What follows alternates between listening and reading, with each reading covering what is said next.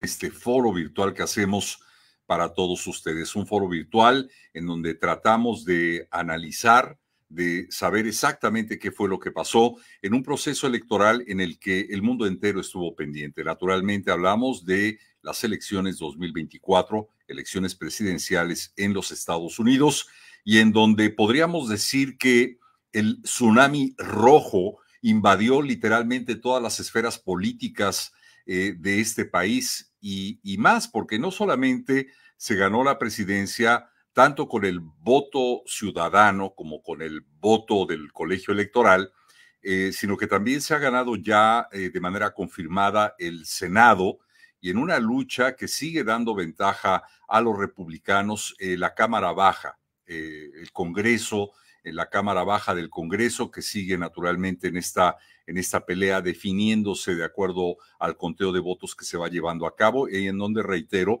el republicano lleva ventaja, pero también con tres jueces de la Suprema Corte de Justicia del país, que fueron en su momento propuestos por el entonces expresidente, ahora presidente electo Donald Trump, lo que cierra un círculo que se antoja completo para que el presidente electo, en este caso, el presidente electo ayer, martes 5 de noviembre, pueda hacer y deshacer.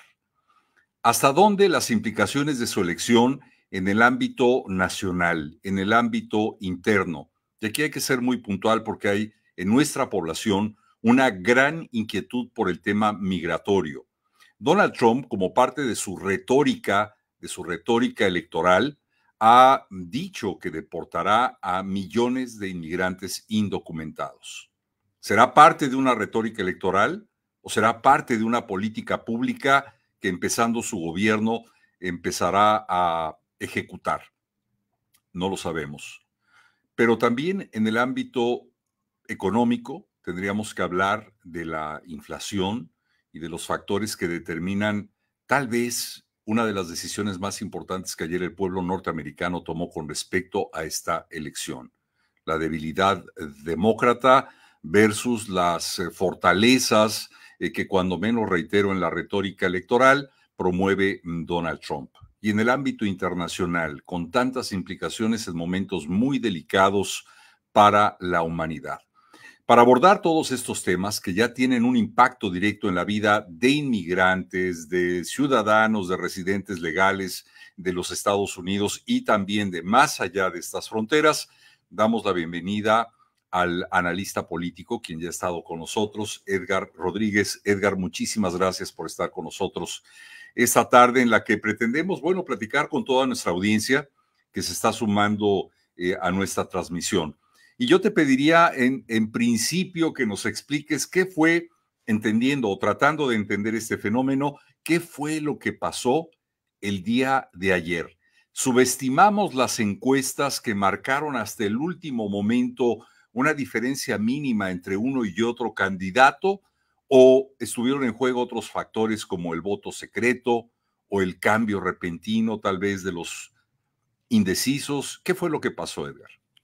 Raúl, ¿cómo estás? Pues siempre un gusto compartir contigo estas reflexiones. Y bueno, yo creo que Raúl es una pregunta compleja de responder porque yo no creo que haya sido un solo factor, a diferencia de algunos analistas y comentarios que hay por ahí que ya entraron a este juego de culpas para señalar una causa, decir, bueno, se debe a esto. Yo creo que hay varios factores.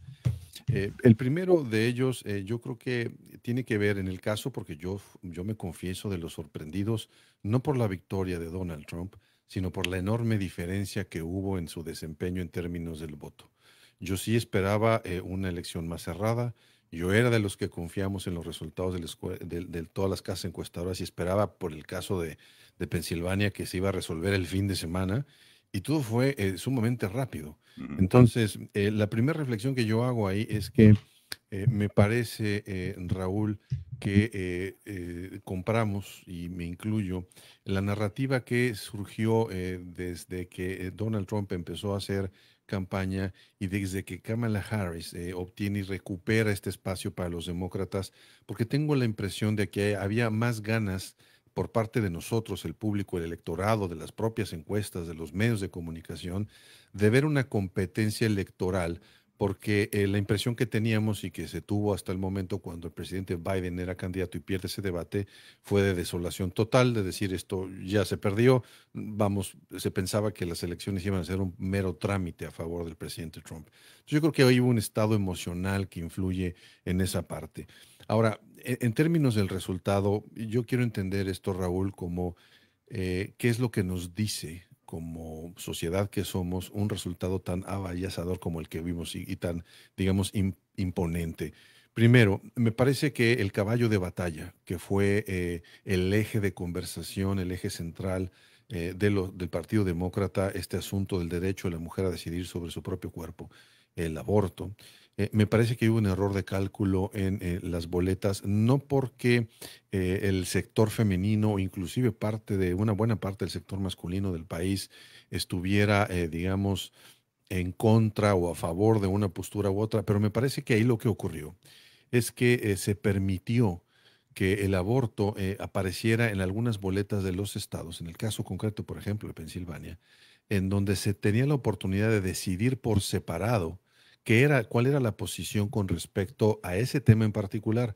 La apuesta demócrata leyó que poniendo ese tema en la boleta, uno se iba a convocar a una mayor participación de aquellos simpatizantes con la causa demócrata y dos, que en automático mi posición con respecto al aborto iba a ser una posición con respecto a la candidatura presidencial. Y ese fue, para mi gusto, un principal quiebre, porque el eje de la estrategia de la campaña de Kamala Harris se parte, porque lo que ocurrió, Raúl, en mi opinión, y lo vimos en términos del voto femenino, favoreciendo a Donald Trump, ¿no? De manera increíble, fue que al yo tener la posibilidad de decidir muy bien si finalmente, de acuerdo con Donald Trump, el tema del aborto se va a resolver en los estados y se va a resolver localmente y tengo la posibilidad de votar, elimino esa responsabilidad y entonces veo y voto por aquel candidato que mejor me pareciera.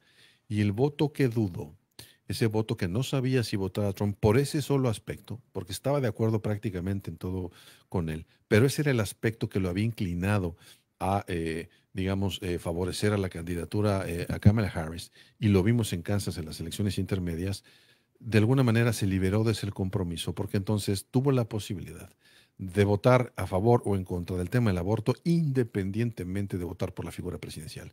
Y me parece que ahí hubo cientos de miles de votos que se perdieron, sobre todo, y lo podemos decir así, como un torpedo a la línea de flotación del eje de la estrategia demócrata. Entonces, esa es una primera observación que yo creo que los demócratas calcularon mal la importancia que esto tenía al apostar que, insisto, llevar el voto ahí les iba necesariamente a garantizar ese tema. El otro aspecto que quiero señalar también es que hay, para mi gusto, que entender que la constante en términos de preferencias del voto siempre fue Donald Trump. Si observamos el comportamiento de las preferencias de su figura sobre el presidente Biden, inclusive cuando todavía no era candidato, en el momento que él decide lanzarse para candidato, el apoyo y sus preferencias siempre se movieron alrededor de los 50%. Nunca bajaron, es decir, permaneció una línea directa en el tiempo en donde él era la constante y la variable siempre fue la preferencia demócrata. Esa variable cae de manera, digamos, precipitada en el momento que el presidente Biden pierde el debate y con Kamala Harris se recupera y le regresa el ánimo, las posibilidades al Partido Demócrata de poder recuperar, digamos, la competitividad en la elección, no la posibilidad del triunfo. Y esa lectura fue muy importante y para mi gusto calculada en una campaña ordenada por parte del presidente Trump, independientemente de, Ujú. digamos, de la retórica del propio presidente. Pero en términos de estrategia, lo que pudimos observar es que él no se movió, es decir, no perdía puntos. Lo que pasaba es que Kamala Harris subía, parecía competitiva, lo adelantaba, pero Donald Trump siempre se mantuvo estable. Y Hablas de sí, dos aspectos fundamentales, sí. Edgar. El primero de ellos, tal vez una falla de origen, como se dice comúnmente, en el que por las condiciones en que surge, Kamala Harris no logra en tiempo deslindarse del todo de la imagen del actual presidente Joe Biden y tampoco de forjar una candidatura fuerte frente a la constante Trump.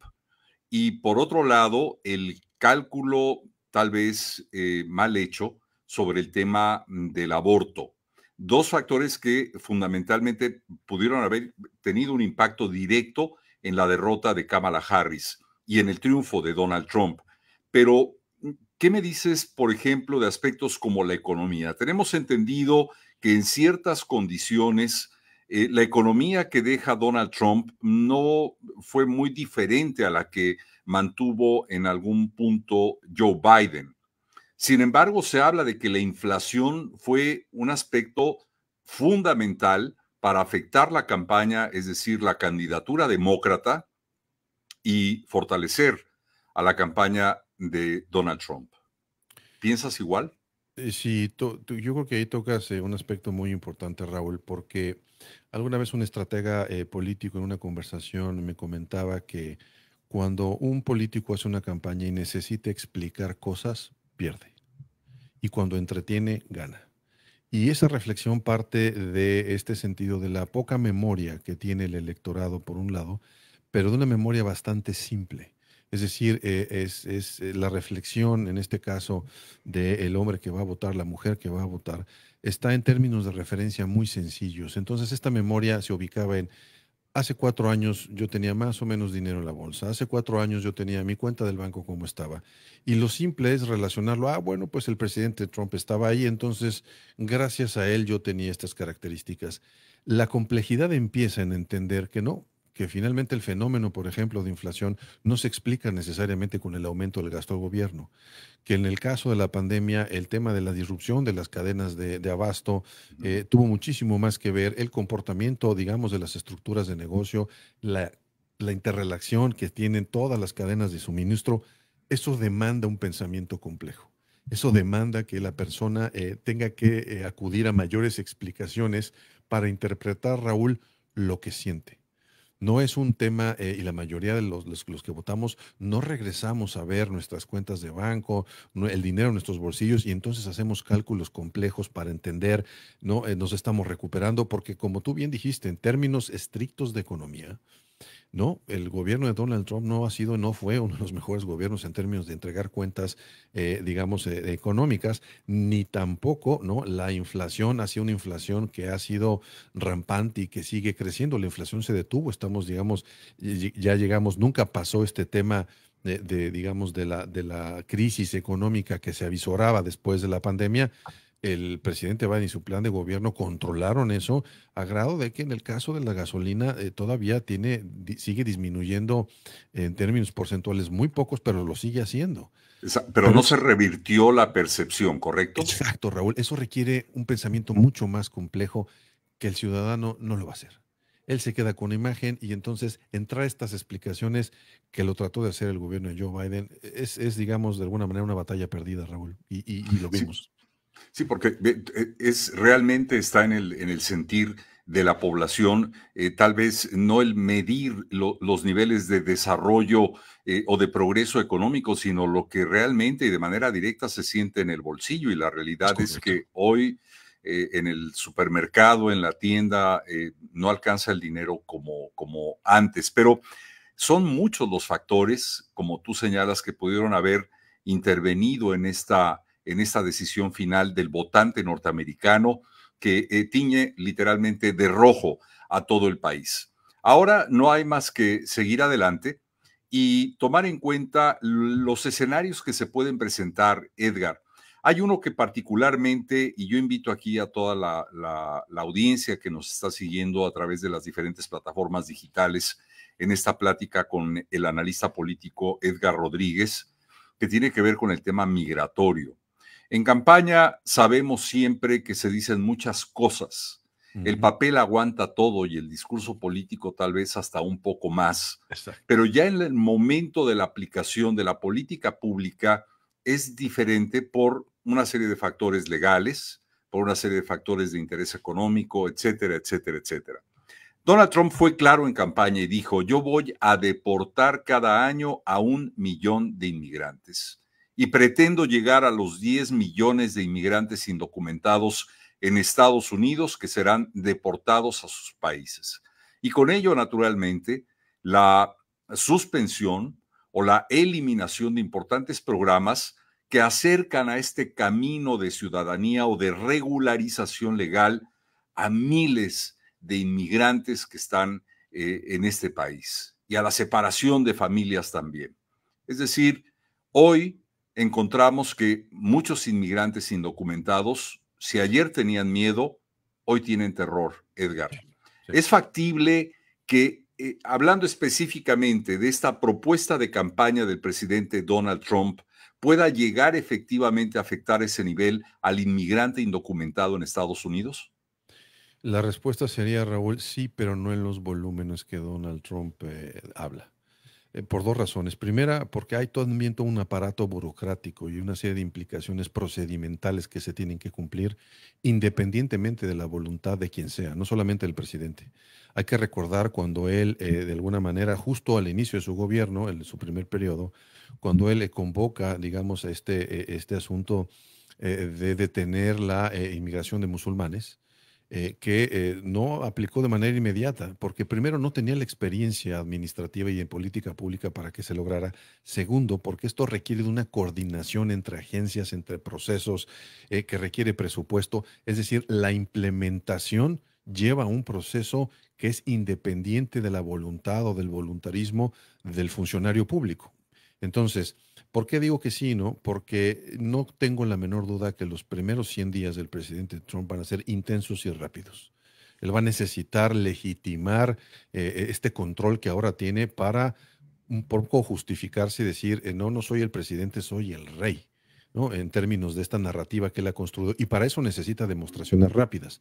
Entonces, ¿lo va a intentar? Por supuesto que sí. Va a, por lo pronto, echar atrás cualquier medida del presidente Biden y la va a echar atrás, no solamente en temas migratorios, sino en temas de salud, en temas ambientales, por supuesto. Ujú. Pero aquí el problema va a ser la implementación, porque esta deportación masiva a la que le apuesta requiere logística de transporte, requiere movilización de agentes, requiere la detección. Es Jueces. decir, hay todo un tema muy largo, requiere jueces.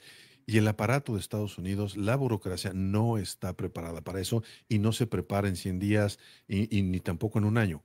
Pero lo va a intentar y lo que sí vamos a ver va a ser el inicio de ese proceso, Raúl. Yo creo que en este punto, Edgar, si me permites, es simplemente a las personas que siguen esta transmisión, que por alguna razón sean inmigrantes, indocumentados, tratando de hacerse la vida en este país, que bueno, siempre es importante estar bien asesorado en materia migratoria, pero que no necesariamente el discurso incendiario de una campaña electoral se va a aplicar ya de inmediato en la Así vida es. de todos ellos. Tienen un tiempo razonable para medir muy bien las consecuencias, pero esto hasta que el candidato republicano, hoy presidente electo Donald Trump, asuma la presidencia y trate de aplicar cierto tipo de medidas de carácter migratorio, estará también muy acorde al nivel de respuesta de la infraestructura gubernamental, que hoy no es la mejor. Si Exacto. hoy, con los problemas y los procesos lentos que tiene el sistema migratorio de los Estados Unidos, no puede avanzarse, yo no quiero imaginar, Edgar, lo que será sin recursos debidos, la deportación masiva de personas que tienen el derecho al debido proceso, que tienen que ser presentadas ante un juez antes de ser fundamentalmente deportadas. Quiero agradecer también a quienes en este momento se están sumando a nuestra transmisión. Estamos platicando con el analista político Edgar Rodríguez sobre el triunfo ayer del ahora presidente electo Donald Trump y sobre todo de los efectos que esta elección nos va a dejar, es decir, que esta decisión, que esta elección del próximo presidente va a tener en nuestras vidas. Lorena Gallardo dice, por estar a favor del aborto y no creer en la religión, Kamala Harris cayó y por eso los latinos votamos por Trump. Gracias, Lorena, por tu comentario. Di Zoe dice, los latinos no olvidamos que Trump envió cheques durante la pandemia. ¿Puede ser este último una de las razones por las que la población no olvidó esta serie de estímulos económicos que se ofrecieron precisamente durante la pandemia, Edgar? Creo que esto que comentan y sobre todo este asunto de los cheques es reflejo, para mi gusto, de un problema mayor que está del lado del Partido Demócrata. El Partido Demócrata tradicionalmente daba por hecho que la población hispanoparlante era parte de su coalición, que el solo hecho de inclinarse por una agenda mucho más social y por lo tanto mucho más amigable con la realidad del latino y del hispanoparlante, con la realidad del día a día, de la cotidianidad, era suficiente para tener esa coalición y lo fue Raúl durante décadas. O sea, así fue. Pero las elecciones intermedias del 2022, sobre todo en el sur de Texas, Raúl, recordarás que tuvimos aquella participación cuando fue el debate de Beto O'Rourke y en aquel momento, recuerdo muy bien, que platicando con las personas que estaban allá afuera y haciendo alguna investigación propia, mucha de esta conciencia empezó a emerger. Primero porque vieron que el Partido Demócrata deja solo a Beto O'Rourke sin recursos y eso no lo ven bien. Y segundo, porque empiezan a sentir los efectos de un abandono de un partido que él siempre los dio por seguros. Y entonces me parece que se fue incrementando en Raúl esta, pues más que queja, este coraje acumulado del yo siempre he estado de tu lado y de ti no he visto nada concreto. Mm. Y cuando en ese contexto de emociones, de enojo, ante la pandemia, me llega uno o dos, porque no fue solo un cheque, me llega más de un cheque, es suficiente como para decir, ¿por qué no? Ahora voy a votar por otra persona, voy a cambiar de preferencias, porque llevo décadas en esta situación, no he visto claro cómo se mejora y en este momento vale la pena intentarlo. Y para mí eso explica muchísimo este incremento, porque hay que decirlo. La campaña republicana, por lo pronto lo que pude ver en el estado de Texas desde el 2022, se dedicó a tocar puerta por puerta en aquellos condados y en aquellos distritos electorales donde veía posibles fracturas. Y hoy estamos viendo esos resultados, Raúl. Entonces, creo que esta es una explicación que debería de tomar nota el Partido Demócrata para cambiar esa actitud, porque tomó por garantía que por el hecho de ser latino significaba votar por la parte demócrata y ya vimos que no es así. Definitivamente. Edgar, estamos hablando de las causas que llevaron al triunfo a Donald Trump y que provocaron naturalmente la derrota, en este caso de Kamala Harris, la Sí. candidata demócrata. También de las implicaciones que hay con la llegada de Donald Trump o su eventual llegada al poder. Una de ellas, naturalmente, el tema migratorio, que será difícil de cumplir en medio de estos temores que ha despertado su elección en la comunidad inmigrante de los Estados Unidos, y también el tema económico, del que simplemente me gustaría tratar de puntualizar un poco. Si al margen del agradecimiento de la población que votó por Trump por los cheques que llegaron durante la pandemia, es posible que ese ciclo que vemos tan globalizado de la economía, no solo de Estados Unidos, sino de el mundo entero, pueda mejorar. Es decir, ¿puede Donald Trump en el poder eh, dar marcha atrás a este proceso inflacionario tan agresivo que ha vivido el pueblo norteamericano? Todo depende de las causas. Lo que puedo decirte, Raúl, es que lo que nos enseñó la pandemia es que la disrupción en las cadenas de suministro no lo pudo controlar nadie. Ningún presidente, digamos, de la orbe. Entonces, si un fenómeno de ese calado vuelve a ocurrir, no, la respuesta es no. No, ni el presidente Trump ni ningún otro presidente va a poder ser capaz de contener esto y no necesariamente me refiero a que tenga que ocurrir otro evento pandémico para que tengamos estas posibilidades de poco control. Hay efectos externos que no se controlan. Ahora, si regresamos a política interna, yo creo que aquí va a haber un balance muy cuidadoso porque el último análisis que yo pude leer sobre la comparación de las propuestas económicas entre Donald Trump y Kamala Harris, el problema de Donald Trump básicamente se llama deuda, porque el hecho de aumentar el recorte de impuestos a los que más tienen, básicamente Donald Trump, la propuesta económica hasta, digamos, lo que presentó en campaña, por supuesto que esto puede modificarse, le apostaba a que el ingreso para mantener el gasto público iba a venir de las tarifas. Si esto ocurre, Raúl, y si la apuesta a las tarifas es muy grande, varios economistas han dicho, a ver, las tarifas al final del día terminan siendo también una fuente inflacionaria. Es decir, al yo aplicar la tarifa y una fuente inflacionaria en un espacio de tiempo, porque de acuerdo a analistas que conocen muy bien el fenómeno del retail, me dicen, si Donald Trump aplica tarifas a todo y quiere contener a todos los países para regresar la producción, y regresando la producción a hacerla local para que los costos bajen, el periodo de ajuste va a ser muy complicado. ¿Por qué? Porque Estados Unidos no está preparado para hacer esto de inmediato. Entonces, esta rapidez a la que le apuesta el presidente Donald Trump me parece que lo va a detener y me parece que su círculo cercano estará obligado a hacerle ver, primera, que es imposible hacerlo. Si se decide por cualquier cosa, aumentar tarifas, por ejemplo, a China, a México, a Canadá, en la renegociación de este Tratado de Libre Comercio que viene en el 2026, Mm. Estados Unidos no tiene la capacidad para suplir, ¿no?, el impacto que tendría en el aquel de nosotros que iramos al supermercado a comprar, porque casi el 60% de los productos no estarían ahí si todas las tarifas se aplican, o ese 60% vería incremento en sus precios. Entonces, ¿de qué depende, Raúl? De cómo se ajuste y que haya espacios, digamos, de ajustes más naturales, porque si esto se hace de un solo golpe, Raúl, me temo que podríamos ver un escenario más complejo de presión Caótico, sí. inflacionaria. Sí. Definitivamente. Edgar, gracias, Ania Berumen. Dice, es una tristeza ver cómo nuestra propia raza votó por el racismo. Edgar, ¿cómo entender que un gran número de hispanos, incluso de afroamericanos, eh, decantaron su voto por Donald Trump? Esa es una reflexión, Raúl, me parece que bien seria y que merece una reflexión, digamos, muy importante de parte de todos nosotros como sociedad, porque es el voto de la mujer, ¿no? La mujer blanca votó por Donald Trump. Uh -huh. eh, es el voto del hispano, es el voto latino, y bueno, vemos estos resultados.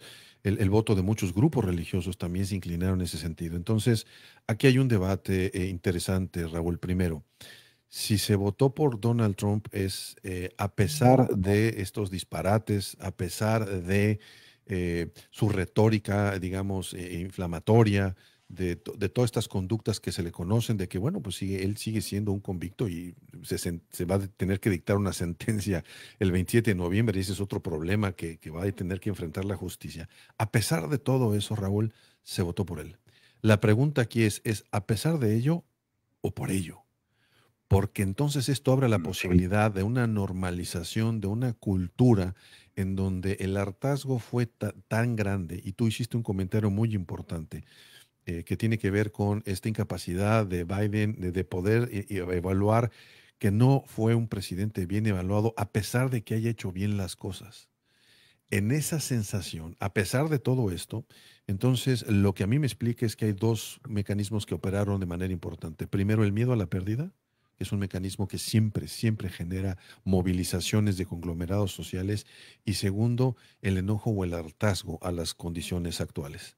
Entonces, esto me parece que es un cóctel de muchas cosas en donde la respuesta sería, se votó a pesar de esto, porque sí, hubo una presencia de un miedo y un hartazgo. Y la otra parte que más me preocupa, Raúl, que estamos por ver en la medida que vayamos entendiendo muy bien cómo fue votado cada condado y veamos las elecciones, es si no, esta atractividad de Trump, ¿no?, es el nuevo perfil de liderazgo que los Estados Unidos quieren ver, y por lo tanto le perdonan a un liderazgo masculino, hay que decirlo así, que sea misógeno, que tenga comentarios racistas, que tenga comentarios homofóbicos, porque eso forma parte del nuevo perfil de liderazgo que con la gente apoyó.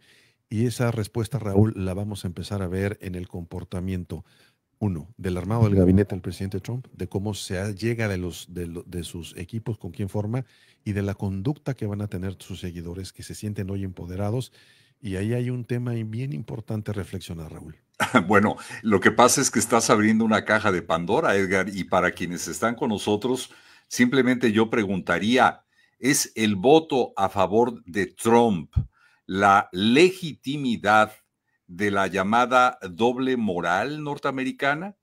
Y lo voy a decir por lo siguiente, Edgar, si me permites. Tú ya mencionaste misoginia, homofobia, incluso casos de abuso o avance sexual contra mujeres que lo han demandado, así es. causas penales, incluida, fabricada o no, como dicen los simpatizantes de Donald Trump, la forma en que se abordó al Congreso el 6 de enero, famoso, que queda registrado ya en los anales de la historia de los Estados Unidos, evasión fiscal, es decir, es el reconocimiento a ese perfil que tú señalas de liderazgo, la confirmación de la doble moral norteamericana, o es simple y sencillamente que, aunque malo, el norteamericano elector necesitaba a un papá enojón que diera golpes en la mesa y que dijera, vamos a ir por aquí. Quiero ser bien honesto contigo. Me gustaría pensar que es lo segundo. Me gustaría creer que efectivamente se trata de un papá enojón que necesitábamos como para que nos pusiera en orden en la casa y nos Sí, llevara con el para allá. cinturón en la mano, ¿no? Así es, así es. Pero me temo que en algunas generaciones, Raúl, y sobre todo en una generación de jóvenes, recuerdo muy bien una visita que tuvo Donald Trump al estado de Minnesota, en alguna reunión con jóvenes justamente republicanos, en donde sus comentarios fueron, no me importa todo lo que ya dijiste, ¿no? Yo necesito un líder que sea capaz de resolver cosas. Entonces, esta imagen del liderazgo, del perfil liderazgo, de la figura deseable para tomar control del poder es la que más me preocupa. Creo yo que es una combinación de ambas, Raúl. Insisto, quiero pensar que en un momento de desesperación, en un momento de hartazgo, de miedo, de los recursos no me alcanzan, de hoy hay generaciones, ¿y por qué digo de jóvenes, Raúl? Porque hoy esta generación de jóvenes, el promedio del gran americano, no puede comprar una casa. Ya no está dentro de su frontera, digamos, del futuro inmediato, hacerse de una casa. Las condiciones económicas han sido tal y el aumento del precio de las viviendas de costo, lo que ya sabemos, que entonces se dirige y su frustración es, bueno, pues si esto que tenemos ahora como perfil de liderazgo me va a poder dar esa posibilidad, entonces más que doble moral, yo diría, Raúl, que es una reacomodo de las preferencias. Y entonces ahí regresamos, para mi gusto, a una lectura equivocada otra vez del Partido Demócrata, que creyó que esta era una elección en términos morales, y no, fue una reacción Bueno, en términos de preferencias concretas, ¿no? No es que yo sea un individuo moral, es que la prioridad me cambió. Y creo que la reflexión está por ahí. en muchos sentidos, y espero que no sea el caso, ojalá que por el bien del país, obviamente que el rumbo pueda mejorar para todos los habitantes de este país, pero también me da la impresión, en función de tu comentario, que esto podría estarnos acercando a un maquiavelismo puro en donde el fin justifica los medios, es decir, no importa qué calidad moral tenga nuestro líder, nos interesa que él sea porque creemos que él puede, a pesar de esos errores o desviaciones de carácter moral. En fin, es tema, o como dirían muchos, es harina de otro costal que me encantaría que pudiéramos abordar algún día, Edgar. Mientras tanto, tendría yo que hacerte una pregunta. En México todo el mundo se lo pregunta, ¿qué va a pasar con México? ¿Qué va a pasar en medio de esa personalidad misógina, agresiva, hostigadora de Donald Trump, con una presidenta que está empezando su gestión administrativa? ¿Qué va a pasar entre Donald Trump y Claudia Sheinbaum? Pues Raúl, yo creo que es una respuesta bien interesante. Mira, yo creo que el primer efecto inmediato va a ser que las relaciones bilaterales se van a llevar en la Casa Blanca, como ocurrió cuando él ya estaba en el gobierno. Es decir, la función, me parece, de quién va a ser el embajador va a ser muy, muy interesante, el embajador de Estados Unidos en México, pero me parece que su rol va a ser de mero trámite, porque el control de la política bilateral, no solamente con México, sino con Canadá, se va a llevar en la Casa Blanca. Tengo poca duda de ello. Es un tema mucho más de control, de gestión, de estilo de gobernar de Donald Trump. En el caso de México son cosas positivas y negativas, Raúl. Lo primero que hay que decir es que en términos inmediatos viene para el caso de México y Canadá la revisión, supuestamente, del Tratado de Libre Comercio que se tenía y que se le cambió de nombre justamente por el presidente Donald Trump. En mi opinión, esa no va a ser una revisión, es en el 2026, va a ser una renegociación total, si no es que una amenaza de cancelación. Lo digo como amenaza porque nuestras economías están tan interconectadas que no es posible, y vuelvo al ejemplo, ¿no?, de esta deportación. Hay muchísimas cosas, cadenas de producción, hay muchos temas que están imbricados, que esto no se resuelve, digamos, con un capricho, con una decisión valiente. Hay muchísimas cosas que hacer, pero sin duda va a aumentar una presión de manera terrible en las condiciones negociadoras, en donde la gran pregunta es cuál va a ser la baraja con la que México puede jugar. Y eso lo tendrán que resolver el gobierno de Claudia Sheinbaum y su secretario de Comercio, que es el, digamos, el que más experiencia tiene, el canciller mexicano, porque ante estos efectos, quizás la única carta más viable o las cartas más viables que pueda jugar México serían, yo veo tres. Primero, este asunto del control de la frontera. México ya demostró que si coopera, ¿no? Si se muestra, digamos, más en tono de las intenciones y las aspiraciones del gobierno de Donald Trump en temas de México convertirse en un país seguro de manera decidida y con programas claros, entonces las cosas podrían ser no tan drásticas. Yo no digo que suaves ni a favor de México, porque Donald Trump es un hombre de negocio que sabe presionar y él va por todas, él no cede y cede en el momento que ve que sus deseos no se pueden cumplir, no porque genere concesiones. Segundo, la carta de China. China sigue siendo un factor muy importante y China tiene ya una presencia importante, no solamente en México, sino en la región. Entonces, la contención al crecimiento china me parece que no puede ser manejada por arrebatos. Y ahí la carta, digamos, en las relaciones con México depende más, Raúl, de quién esté alrededor del presidente Donald Trump, que le haga ver la relación y los intereses comunes en una agenda regional, que de tomar decisiones drásticas, lo único que se va a afectar va a ser, en este caso, Estados Unidos. Entonces, si Donald Trump, por ejemplo, quiere de alguna manera regresar toda la producción a Estados Unidos, la primera pregunta que nos tenemos que hacer es, ¿y existe la mano de obra? No. Eso ya le pasó a Florida con Ron DeSantis antes de que se lanzara como candidato. En el momento que se lanza, él tiene 10 o 12 órdenes ejecutivas claramente antimigrantes, claramente xenofóbicas, digamos, a llegar al grado de decir, si tú eres un taxista o alguien que le da un aventón o lleva a un migrante documentado a algún lado, eres sujeto a irte a la cárcel. ¿Y qué fue lo que pasó? No se implementó porque el sector productivo agrícola de Florida le recordó a Ron DeSantis y quién va a trabajar el campo. A ver, se te está olvidando que aquí hay un sector productivo que depende y que le metió dinero a tu campaña. Ese fenómeno se puede replicar, pero no depende del gobierno mexicano. Y el tercer aspecto, Raúl, que yo veo importante es cómo van a jugar los grupos industriales y los grupos de poder empresarial en ambos partidos, en ambos lados, perdón, de la frontera. ¿Por qué? Porque para ellos hay una agenda de interés muy clara. Este no es un tema de republicanos, de demócratas, de gobiernos mexicanos de izquierda, de derecha, de centro. Este es un tema de agenda de negocios. Y este es un tema en donde si las cadenas productivas ya están amarradas, ya están aceitadas, ya producen los resultados económicos que se espera de ellos, van a tener mucho que decir en estas interacciones, porque además esos mismos grupos, Raúl, invirtieron mucho dinero en la campaña de Donald Trump. Ujú. Entonces, por ahí yo creo que mucho de esta agenda bilateral de contención va a ser importante. Y el otro tema, quizás el único, Raúl, para favor del gobierno mexicano, aunque al gobierno mexicano y a los mexicanos no nos guste ver este tipo de cosas, es este asunto del crimen organizado. Si el crimen organizado se eleva a la categoría de grupos terroristas, entonces hay una presión adicional que, aunque al gobierno mexicano no le guste, va a contribuir a escenarios no previstos, Raúl, y no me atrevería yo a hacer especulaciones.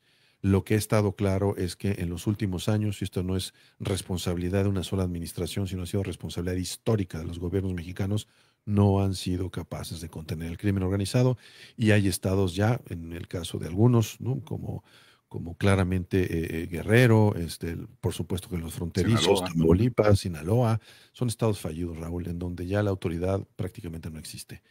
Ese es un tema que, dada esta agenda, pues quizás les favorezca. ¿Ves a un tal y como se ha anunciado, no lo estoy diciendo, pero sí en un ámbito de, nuevamente, retórica electoral. ¿Ves a un gobierno de Donald Trump enviando grupos militares a contener o a tratar de debilitar en México al crimen organizado?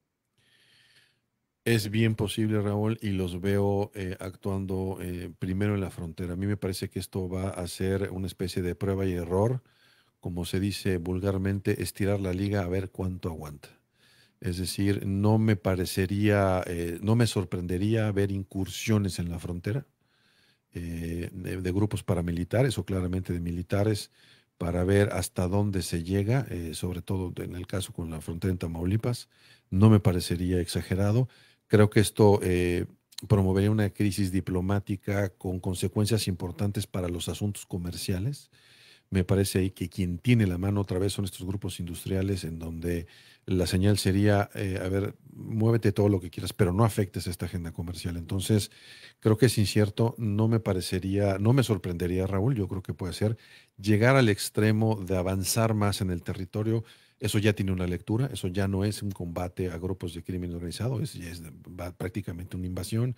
Y me parece que ahí el tema sería mucho más complejo de gestionar porque habría un momento de tensión muy grande, sobre todo, Raúl, y vuelvo al ejemplo de China, porque de hacer esto, ese es el permiso que se le da a China para revisar todas estas colonias y lo que ha pretendido hacer desde hace mucho tiempo para invadir, ¿no? Digamos, esta expansión que ha tenido en el mar con Filipinas. Es decir, sería una especie de permiso tácito que se le daría a potencias como China, a potencias como Rusia, ¿no? Para dar el permiso de, bueno, con cualquier pretexto yo me puedo meter al país sin ningún problema. Edgar, yo, yo veo eventualmente, como tú lo señalas, una estrategia bélica para acabar con el crimen organizado. Y veo desde mi óptica, y qué bueno que nos acompañas en tu calidad de analista, yo lo hago desde una óptica periodística, un poco margen,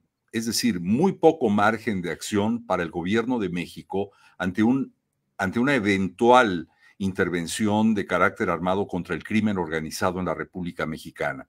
Trato de entender un poco lo que nos explicas. ¿Es China una carta que puede jugar a favor de México? Es decir, ¿podría China subsanar el valor comercial que hoy tiene en la relación Estados Unidos con México? No lo veo así, Raúl. Yo creo que China más bien es como esta carta que te permite blofear como si estuviéramos jugando póker. China tiene una presencia importante en México y en toda la Muy región, sobre importante. todo en países como Ecuador, como Brasil, ¿no? De manera definitiva. Pero, pero recordemos en el gobierno mexicano del presidente Nieto, Peña Nieto, cuando se intentó armar este tren, ¿no? Con toda la inversión china fue absolutamente detenido desde Washington, me parece, y no lo veo tan fácil. Sin embargo, eh, México no tiene el poderío militar que tiene China. México no representa más que el riesgo de la frontera. China representa para Estados Unidos el reto del liderazgo, ¿no? De la hegemonía global. Las escalas son muy diferentes y es decir, para el gobierno mexicano, y tú lo señalaste bien, hay muy poco margen porque el peso del gobierno mexicano en ese liderazgo para mantener la hegemonía, no, México no pinta como no pintó Raúl en toda la campaña. Es decir, América Latina y México en la retórica de Donald Trump aparecía como un ejemplo para envalentonar esta posición, ¿no? Antimigrante y usarla como palanca para motivar a una audiencia. Pero en términos de política pública, en términos, no, México sigue sin aparecer. Entonces, yo creo que tú lo dijiste bien, hay muy poco margen para el gobierno mexicano, pero en el caso de China, yo más bien creo que son los chinos los que van a usar a México y no al revés. Edgar, quisiera rápidamente agradecer a quienes han estado con nosotros a lo largo de esta transmisión, en esta plática con Edgar Rodríguez, analista político, tratando de entender, por un lado, los antecedentes que desembocaron en la elección del republicano Donald Trump, quien por segunda ocasión llega a la Casa Blanca, convirtiéndose próximamente a partir de enero en el presidente número 47 de los Estados Unidos. Un fenómeno, me refiero que en las condiciones en que se ha dado, que hacía más de 130 años no se presentaba en este país. Pero más allá de eso, que es ya el hecho, es decir, ayer se votó, ayer ganó Trump o ganó esta madrugada, es lo que debemos enfrentar como escenarios durante su gobierno. Casimira Castro, gracias, dice: yo confío en que Donald Trump será un buen presidente. ¿Por qué Houston sigue siendo demócrata pero Texas republicano? Edgar, ¿nos puedes hablar brevemente de esta situación real? Houston, es decir, el condado Harris, sigue siendo demócrata en un estado que se pintó de rojo también esta vez. Ese fenómeno, Raúl, porque también lo vemos, digamos, en Texas, en Dallas, en Austin, y normalmente los centros de población urbana tienden a ser, Raúl, estos centros de atracción de diversidad cultural. Mm. Es decir, en Houston estamos, no tú y yo, ¿no? Digamos que claramente formamos parte de ese mosaico cultural que vive, que digamos de alguna manera está cobijado por lo que la ciudad tiene que ofrecer, pero las convicciones, las preferencias, la manera de interpretar la realidad de lo que nos rodea es diferente. Entonces, ese para mi gusto, y Houston sobre todo, porque es una ciudad en donde está influenciada el intercambio cultural y las reflexiones de las mesas, Raúl, en donde se comparte la sal y el pan, están influenciadas también por todo este grupo de expats, de expatriados de las industrias que están acá, que refrescan estas reflexiones e introducen otra manera de pensar, e inclusive aunque no sean una gran mayoría, pero muchas de ellos, como fue mi caso, ¿no? Decidimos, ¿no?, tomar la nacionalidad y comprometernos con este país por las ventajas que nos ofrece la ciudad y claramente contribuimos, ¿no?, a esa diversidad de pensamiento que no la tienen otros lugares por la sencilla razón, no porque sean lugares no deseables para vivir, sino porque la oferta laboral y las características digamos, para que esta diversidad exista, no están todavía en esos niveles. Entonces, es un fenómeno, yo diría, Raúl, de todas estas grandes urbes que tienen estas características, y eso para mí explica por qué hay este balance.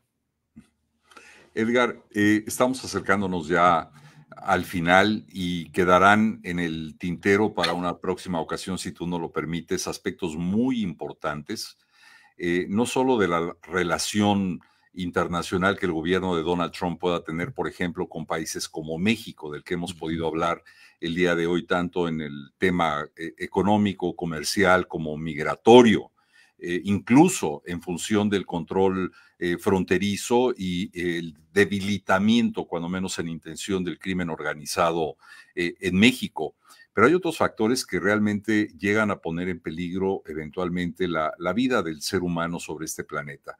Uno de ellos tiene que ver con la guerra persistente entre Israel, Palestina, y que ahora implica países como Siria y la India. Otro aspecto muy importante son los cuestionamientos de Donald Trump con respecto a favorecer e invertir militarmente, armamentísticamente en un país como Ucrania, dejando eventualmente a Rusia libre de entrar y salir a su completo gusto, y de muchas otras cosas que impactan a la vida del ser humano, incluido el tema ambiental, con el que Donald Trump está, diríamos hasta ahora, demostrado en la política pública, divorciado. Lo primero que hizo fue romper con el llamado Tratado de París.